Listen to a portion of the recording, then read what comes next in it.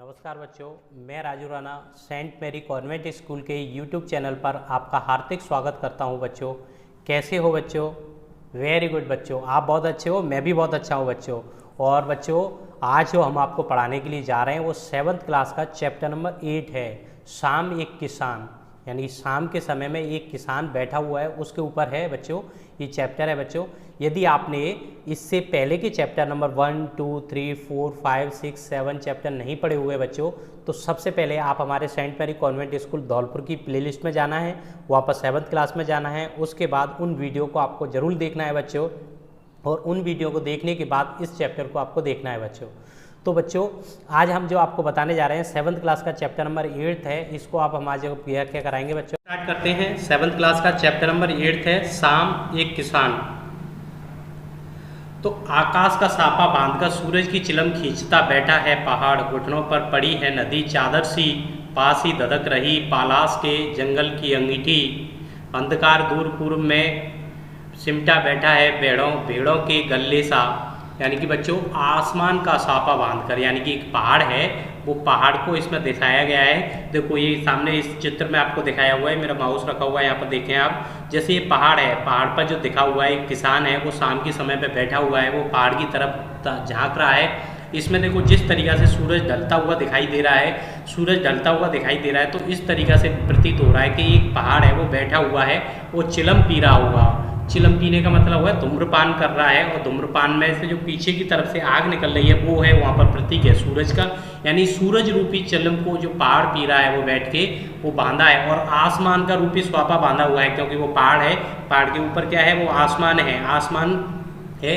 और आसमान को ऐसा प्रतीत हो रहा है बच्चों, जिस तरीका से वो बांधा हुआ है, स्वापा बांध लिया है उसने, कुछ बांध के लगा लिया है, टोपी लगा लिया है, ऐसा मान के चलो प्रतीत हो रहा है बच्चों, है ना। आकाश का सापा बांधकर सूरज की चिलम खींचता बैठा है पहाड़। यानी पहाड़ है वो ऐसा प्रतीत हो रहा है, जिस तरीक़ा से चिलम पी रहा हो, सिगरेट पी रहा हो, बीड़े पी रहा हो, ऐसा प्रतीत हो रहा है। वो सूरज रूपी जो चिलम है उसको पी रहा है, और आसमान का जो पहाड़ जो स्वापा है वो बांधा हुआ है। घुटनों पर पड़ी है नदी चादर सी, और घुटनों पे पास में क्या है, घुटने मतलब पैरों से नीचे, यानी पहाड़ के नीचे क्या बह रही है, नदी बह रही है, और नदी उसके पैरों पे चद्दर का सामान ओढ़ी हुई है, कि वो चद्दर को ओढ़े हुए है। पास ही धधक रही है पलास के जंगल की अंगीठी, और पास में ही पलास जो कपूर होता है ना, कपूर के पेड़ हैं, और कपूर के पेड़ों में क्या लगी हुई है, अंगीठी, आग है, जंगल का आग लगी हुई है। अंधकार दूर पूर्व में, और अंधकार है वो पूर्व में गले की तरह बैठा हुआ, सिमटा बैठा है भेड़ों के गले सा।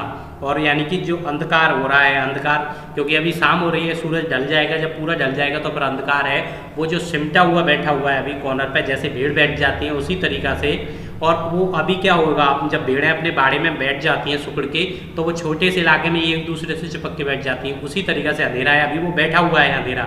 जैसे ही शाम सूरज ढलेगा, रात होगी, वैसे ही वो अंधेरा फैलने लग जाएगा, चारों तरफ में वो अंधेरा है, वो सारी दुनिया को अपने आगोश में ले लेगा। इस तरीके का यहाँ पर बच्चों आपको इसमें बताया गया है। अचानक बोला मोर, जैसे किसी ने आवाज़ दी, सुनते हो। और इसी तरीक़ा से अचानक ये सब दृश्य जो देख रहा है वो कौन है, एक किसान है, बैठ के देख रहा है। यहाँ पर किसान को बताया गया है कि वो शाम ढलते हुए मौसम का आनंद लेते हुए इस चीज़ों को सोच रहा है कि किस तरीक़ा से उसकी लाइफ चल रही है, किस तरीक़ा से उसका जीवन यापन हो रहा है। लेकिन अचानक मोर बोलता है, उसी तरीक़ा से एक मोर बोलता है, और किसी ने आवाज़ दी, सुनते हो। और उसने मोर जैसी आवाज़ का प्रतीत होता है, अरे सुनते हो, यहाँ क्यों बैठा है भाई। चिलम औंधी धुआं उठा, और चिलम को औंधी कर दिया उसने, और चिलम के धुआं उठने का वो सूरज डूबा।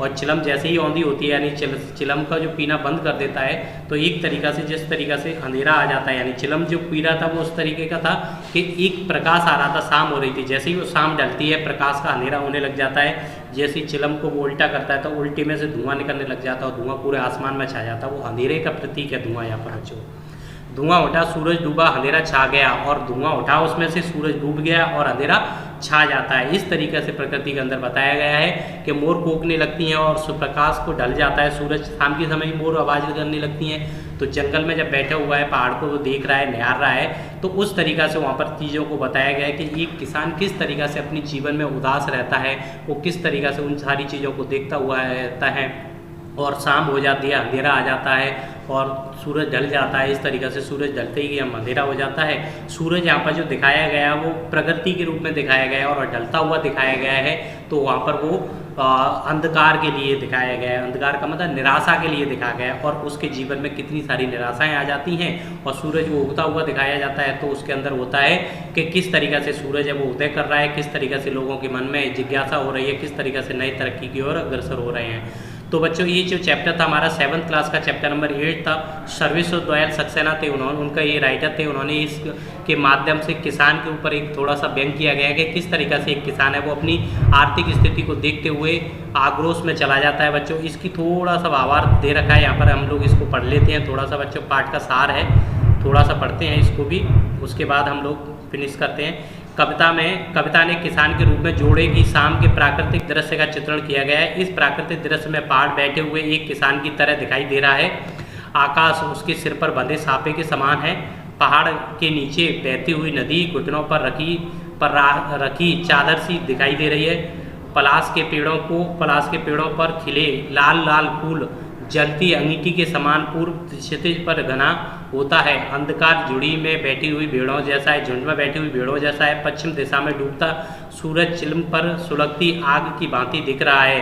यह पूरा दृश्य शांत है। अचानक मोल बोलता है मानो किसी ने आवाज़ लगाई हो, सुनते हो। इसके बाद यह दृश्य घटना में बदल जाता है। चिलम उलट जाती है, आग बुझ जाती है, धुआं उठने लगता है, सूरज डूब जाता है, शाम ढल जाती है और रात का अंधेरा छा जाता है। बच्चों तो ये जो चैप्टर का भावार्थ ही था इसका, जो हमारा चैप्टर है 7th क्लास का चैप्टर नंबर 8, जो आपको क्वेश्चन आंसर इसके करा देंगे बच्चों हम लोग। अभी आपको व्याख्या कराई है बच्चों।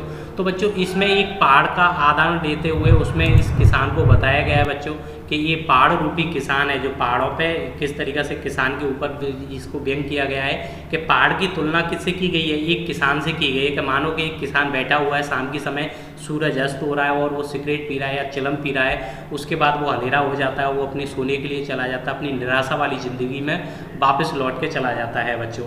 तो इस तरीक़े से बच्चों इस चैप्टर के भावार्थ के बारे में बताया है बच्चों। तो बच्चों इस चैप्टर के जो क्वेश्चन आंसर हैं वो हम आपको आगे कराएंगे। और बच्चों इससे पहले के जितने भी क्वेश्चन आंसर और चैप्टरों की व्याख्या है वो हम लोगों ने पहले से करा रखी है। चैप्टर 1, 2, 3, 4, 5, 6, 7 चैप्टर तक की क्वेश्चन आंसर्स एंड व्याख्या हैं वो हम लोगों की प्लेलिस्ट में सेंट मैरी कॉन्वेंट स्कूल के यूट्यूब चैनल की प्लेलिस्ट में पहले से मौजूद है बच्चों। आप वहां पर जाके उनको देख सकते हो बड़े आसानी से। उन वीडियो को आपको लाइक भी करना है बच्चों, अच्छे लगे तो आपको कमेंट्स भी करना है बच्चों। और बच्चों हाँ, चैनल को सब्सक्राइब करना नहीं भूलना है बच्चों। और इस वीडियो को भी ज़्यादा से ज़्यादा शेयर करना है बच्चों और ज़्यादा से ज़्यादा लाइक भी करना है बच्चों। इस कोरोना काल में आपको अपने घर पर रहना है बच्चों, साथ साथ में सैनिटाइजर और हैंड वॉश का यूज करते रहना है बच्चों। और घर से निकलने के टाइम पे मास्क जरूर यूज करना है बच्चों। और आप अपने घर की सुरक्षा की जिम्मेदारी भी आपको लेनी है। मम्मी पापा और जो भी फैमिली मेम्बर्स हैं उन सबको आपको मास्क के लिए प्रमोट करना है कि ज़्यादा से ज़्यादा समय में मास्क का यूज करें। घर से निकले तो आप ज़रूर मास्क लेके साथ निकले बच्चों। और सैनिटाइज घर से वहाँ से आने के बाद तुरंत सैनिटाइज को हाथों को सैनिटाइज जरूर करना है बच्चों। तो बच्चों इस गाड़ी को मैं यहीं पर विराम दूंगा और आपसे एक रिक्वेस्ट करना चाहूँगा बच्चों, इस चैनल को सब्सक्राइब करना ना भूलें बच्चों और बेल आइकन को भी प्रेस करना है। तो बच्चों थैंक यू बच्चों।